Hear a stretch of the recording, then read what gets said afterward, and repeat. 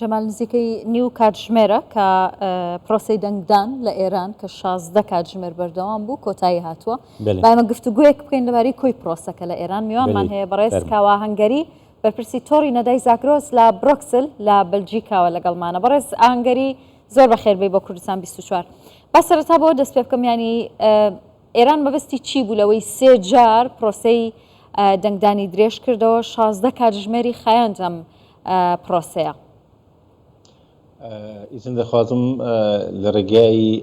کوردستان 24ەوە سڵاو بنێرم بۆ ڕوحی پاکی ڕێبەری ناوداری کورد مەلا مستەفا کە ساڵوەگەری کۆچی دواییەتی و هەروەها سڵاو لە بنەماڵەی شەهیدانی سەربەرز کە ئەمڕۆ بەڕاستی ڕابڕایەتی مەیدانی ئەم شۆڕشە مەدەنیە ئەم خەباتە مەدەنیان کرد کە دەتوانم بە نافەرمانێکی مەدەنی بە خەباتێکی نەرێنی یا منفی و جۆرێک ڕاپرسیەکی گشتی بەنیسبەت هەڵوێستی خەڵک بەرامبەر بە کۆماری ئیسلامی بەتایبەت لە شوێنەکانی وەکو کوردستان و بەلوچستان و ئەوانە بەڕێوە چوو. ئەوەی ڕاستی بێ دەستگای ڕێبەری تیمی ڕێبەری یا ژووری فکری بە تایبەت سید عەلی خامنەیی ڕێبەری ئاینی ئێران کە بە بەیتی ڕاهبەری نێو دەبردرێ لە هەموو فێڵ و تەڵەکەیە کەڵک وەردەگرێ بۆی کە بتوانێ ڕووی خۆی سوور ڕابگرێ. یەکێک لە ئەو فێڵ و تەڵەکانە درێژکردنەوەی سێجاری هەڵ ماوە بۆ دەنگدانە لە حاڵێکدا تەواوی ئەو فیلم و دێکۆمنت و ئەو وێنانە ئەو فیلمانەی کە لە نێو خودی ئەو شوێنانەی کە دەبوو دەنگ خەڵک دەبێت دەنگ بدەن نێردراوە و بڵاو بووەتەوە بە تۆڕی نەدای زاگرۆسیش بەشێک لەو وێنە و فیلمانە بڵاو کراونەتەوە نەک تەنیا لە کوردستان بەڵکو مەسەڵەن بۆ نمونە لە شوێنێکی وەکو شاهینشەر لە ئیسفەهان لە شوێنێکی وەکو نازیاباد لە تاران کە پێتەختی ئێران شارێکی 4 میلیۆن یا ئیسفەهانی شارێکی زۆر تر لە 3 میلیۆن حەشیمەتی هەیە هەموو ئەوانە بە ئێمە دەڵێن کە درێژکردنەوەی 3 جار یا ئەسەن پێویست نەبووە چون خەڵکی ئەو تۆ لە بەشداری نەکرد. ئەمە دنیا دەتوانم بڵێ تەبلیغێکە بۆ مەسرەفێکە بۆ نێوخۆ و بە تایبەت ڕوو بە دەرەوەی وڵات بۆی کە بە دەرەوەی وڵات بڵێ کە بەڵێ خەڵک زۆریان دەنگ داوە یا خەڵک زۆر پشتاق هاتوون لە سەفەکاندا ماونەتەوە کاتیان نەبوو لەبەر ئەوە مەجبور بووی ماوەکەی درێژ بکەیتەوە لە حاڵێکدا واقعیەت ئەوە نێوشتێکی کەکێ کاوانها نۆرمال گاوا گۆ مرۆڤ هەڵبژارتنەکەی درێژ دەکە یا مڵەت گەلک سێدەیە ji ber wê yekê dem têrê nekiriye ji bo wê dirêj dikin ên ha saet 12 şevê heta 12 şevê kesê ku heta saet 5 deng nedabê saet 12 dê çawa biçe deng bide هەندێکن بە فەکت بینینەوە نەک تەنیا ئەو بناژۆخوازەکان ئەوانەی کە لە ئێراندا پێیان دەڵێن ئوسولگەرا و زۆر بە توندی لایەنگری خامنەیین و لە دەنگدان یا تەندوری دەنگدانیان گەرم هەمیشە ڕاگرتۆ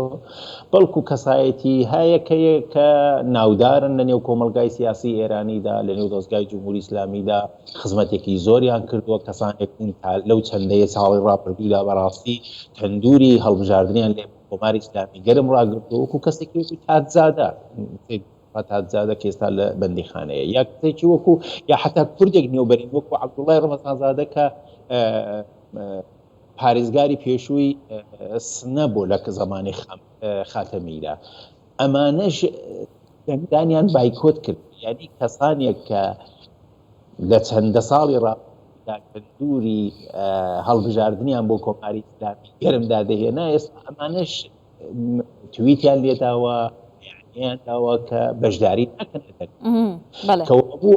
ئەمە بەمە دەڵێت کە کاتێک خودی ئەوانەی کە لەگەڵ ڕژیمن لە کەسە سەرێکەکانی ئەم ڕژیمن ئێستا نایان هەوێت دەنگدەن هۆکار چییە بەڕێز ئاهەنگەری بۆچی ینی لە کۆی زیاتر لە 6 میلیۆن دەنگدەری ئێران ینی 120یان نەڕۆیشتون بۆ دەنگدان هۆکار چییە؟ دەگەڕێتەوە سەر کارنامەی سیاسی کولتوری ئابووری کۆمەڵایەتی ڕەوانی کۆماری ئیسلامی لە 45 ساڵی ڕابردووداوە لە سەروی هەمویانەوە شۆڕشی ژینا و ئەو خەسارەتانەی کە ئەو ڕژیمە بەسەر خەڵکیدا تەحمیل کرد و جۆری تەعامل و هەڵسوکەوتی ئەو ڕژیمە کە بە شێوەیەکی دڕندانە لاوەکانی خەڵکی کوشت، چاوی خەڵکی چۆر کرد، دەست و پێ و ئەندامی خەڵکی نەقوستان کرد و خەڵکێکی یەکجار زۆری گرتووە، زیاتر لە 30,000 کەسی لە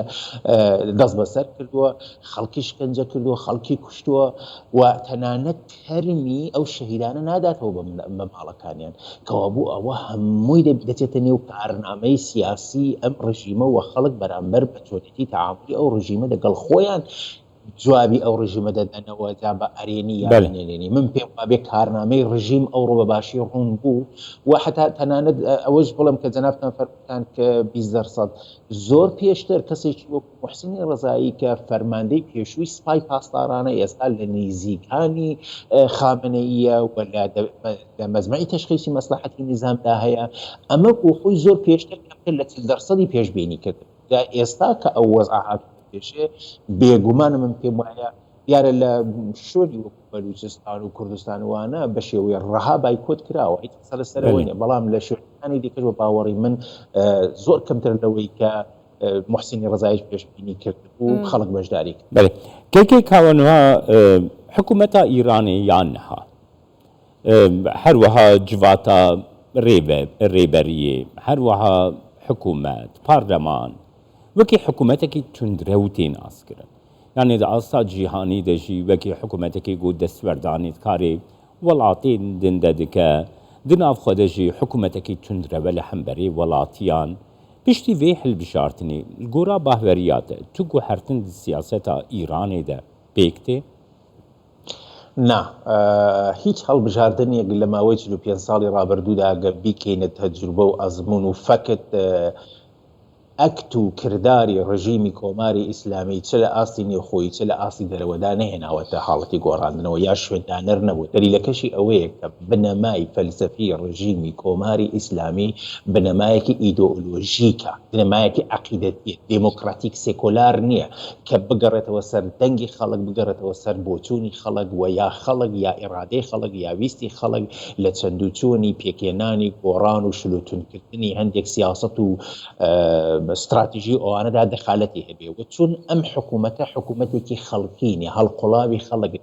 و بەتایبەتی چون جەنابتان ئاماژەتان بە مەسەلەی پارلەمان کرد وایە لە وڵاتانی دیکەدا پارلەمان دەتوانێت یاسا دابنێ و چون پارلەمانتارەکان خەڵک هەڵیان دەبژێرن کەوا بوو ئەگەر خەڵک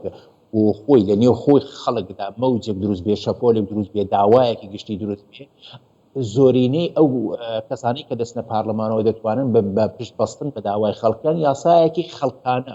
یاسایەکی دموکراتیک پەس بکەن. بەڵام چون لە ئێراندا نەزارەتی ئیستیسوابی هەیە، یعنی سیستمێکی فیلتری هەیە، هەر کەسێک ناتوانێت خۆی بپاڵێوێ بۆ پارلەمان، دەبێت لەو فیلتێرە بگوزرێ، یعنی دەبێت لەسەرەوە شوڕای نەگەهبان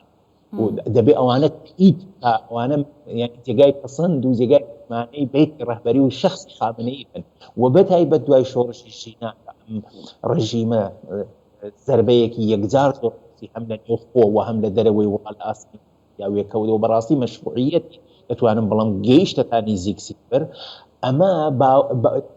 دەبێتە هۆی ئەوەی کە خامنەی تونتر و ڕادیکاڵیش بجوورێتەوە چون ئەسەن ترسی مان و نەمانی ڕژیم ئێستا لە گۆڵدا هەیە، بۆیە سیستمی فیلترینگ لەم دەورەیەشدا بە قووەتی خۆی کاری کردو کەوا بوو ئەگەر کەسێک دەچێتە نێو پارلەمانەوە هەڵبژاردەیەکی ئازادانەی ئەو خەڵکە نییە، هەڵبژاردەیەکی گەلی نییە، بۆیە ناتوانێت بێنێ یاسایەکی کاکە گۆڕانێک پێک بێنێ و ئەگەر شتێک بەقێتەوانەی ویست و داخوازەکانی بیتی ڕەهبەری بێ ئەو کەسەی کە ئیدی فەرماندەی کولی قوایە بێتەوانەی ئەو بێ لێرەدا شتێکێ بێت حکوومەتی کە خامنەیی زۆر جار پەسەندکراوەکانی پارلەمانی لە چەندە ساڵی ڕابردوودا بەنێو کەنسێل کردوێتەوە. بەڵێ باشە بەڕێزە هەنگەری پێتان وایە لە دوای ئەم بایکۆتکردنە سەر تاسەریەی ئێران بۆ بەشداری نەکردنیان لە هەڵبژاردن ئیدی دوای ئەمە هەنگاوی حکوومەتی ئێران و کاربەدەستانی ئێران چی دەبێت؟ ئایا تونتر دەبن لەسەر هاوڵاتیانی ئەو وڵاتە یاخود پێداچوونەوە بە سیاسەتی کاری خۆیان دەکەن؟ حکوومەت حیزب ژاردەیەکی لە پێش نییە یەک ڕێگایی هەیە هەر دەبێ ئەو مەسیرە بڕات تا ئێستا ڕۆیشتووە یعنی حکوومەتی کۆماری ئیسلامی سیستمی کۆماری ئیسلامی و جوورێکە وەک شوشەی لێ هاتەوە بە حاڵە دوو بەڵا درزێکی تێبکەوێ چووکەترین گۆڕان بێنێتە پێشە دەبێتە هۆی لەبەر یەک هەڵەوەشانەوەی هەر بۆیە تا ئێستا کە تەنانەت بە ڕێفۆرم خوازانی نێو حکوومەتیش ئەو ئیزنە نەدراوە یعنی خامنەی ئیجازەی نەداوە هەندێک ڕێفۆرم و چاکەسازی لە نێو دەست قانون و یاساگوزاری و چۆنەتی و تعامل لەگەڵ ئەو خەڵکە بدرێ حتا بە پێی داوا و پێشنیاری ڕێفۆرمخوازەکانی نێو حکوومەت نە ئەوانەی کە دژبەری حکوومەتن کەوابوو ناتوانێت ڕێگایەکی دیکە بگرێتە پێشە دەبێت هەر ئەو مەسیرە بڕوە ئەم مەسیرەش کۆتایەکەی هەر دەبێتە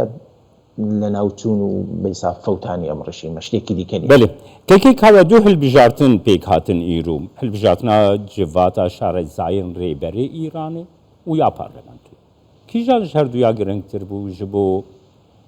دەنگدەرێن ئیرانێ هەردووکیان لە ئەساسدا گرنگی خۆیان هەیە مەجلیسی خوبرەگان ئەو شوێنەیە کە دەبێت چاوەدێری بەسەر ڕێبەر بکا کە قەتی نەکردووە لە پراکتیکدا و ڕێبەریش هەڵدەبژێرێ و ئێستاکە کە تەمەنی خامنەیە چۆتە سەرێ و نەخۆشی هەیە نەخۆشی شێرپەنجەشی هەیە هەرسی دیاریکردن یا هەڵبژاردن یا باسکردن لەسەر جێنشینی خامنەی گرنگی خۆی هەیە کە ئەمەش یەکێک لە ئەندامانی مەجلیسی خوبرەکان بەڕاشکاوی کوتێتی کە ئەم شتە یەکلایی بۆتەوە بەڵام ئێمە ئەو کەسە ڕنایگەێنین کە چێە لەبەرەوەی کە لەبەر هۆکاری ئەمنیەتی نەوەکو تڕۆر بکرێ ینی هەر بە ڕاشکاوی ئەوەی وەم پارلەمانیش بەهۆیەوەی کە مەسلەی یاسادانان و ئیدارەی وڵات و خەڵک و کێشە و مشکلاتی ئەو خەڵکەیە میش گرنگی خۆی هەیە بەڵام ئەم پێم وابێ هەردوو ئەم شوێنە کە لە کۆماری ئیسلامی داگیرکرد بەهۆی ئەوەی کە کۆماری ئیسلامی گەیشتۆتە ئاستێک گەیشتۆتە جێگایە کە خۆی ئاچمەس کردووە ئەو جوورەی کە باوە دەڵێن خۆی ئاچمەس کرد و دەست و پێی خۆی بەستۆ کەوا بوو گرنگیەکی بۆ ئەم دوو پارلەمانە نێشتێتەوە دەنا مەجلیسی خوبرەگان توانی بای بەڕاستی چاوەدێری بکە هەڵبەر ڕەهبەر هەڵبژێریە یا ڕەهبەر لابە یا ڕەهبەرێکی دیکە دابنیە ئەو دەم دەیتوانی ئەو گرنگی هەبێت کە ئێستا چاوەڕوان دەکەین بەڵێ زۆر سپاس بۆ ڕوونکردنەوەکانت بەڕێز کاوا هەنگەری بەرپرسی تۆڕی نەدای زاگرۆز لە برۆکس لەوە میوانی ئەمە بووی دەست خۆش